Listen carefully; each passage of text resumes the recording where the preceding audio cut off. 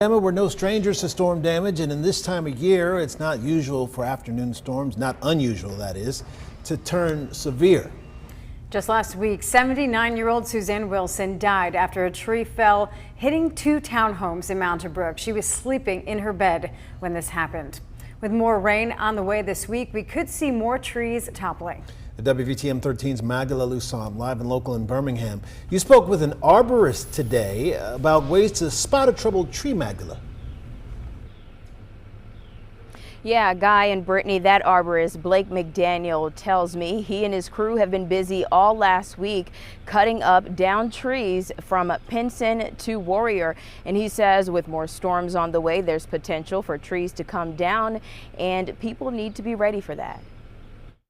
This is the beginning of trees falling because of the weather for the storms. Blake McDaniel, owner of McDaniel Tree Service, is busy cleaning up what Mother Nature left behind. Down trees that took advantage of the rain. When the tree's thirsty and it starts getting water, it'll pull all the water that it can get. And it'll send it straight out to the ends of the limbs and all the way out to all the foliage. And it gets, those limbs and those leaves will hold a lot of water, and they get real heavy, and that's when we typically have failures. In the Birmingham area, we had a dry and drought season from September 2023 through January 2024.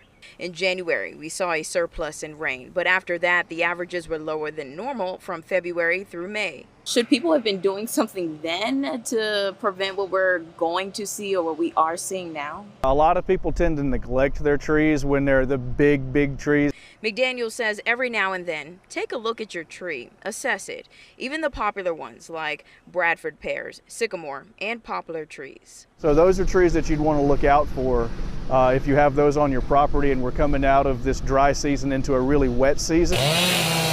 The cost to cut down a tree may have homeowners hesitant to have the work done, but McDaniel says, I don't want to cut stuff down that doesn't need to get cut down.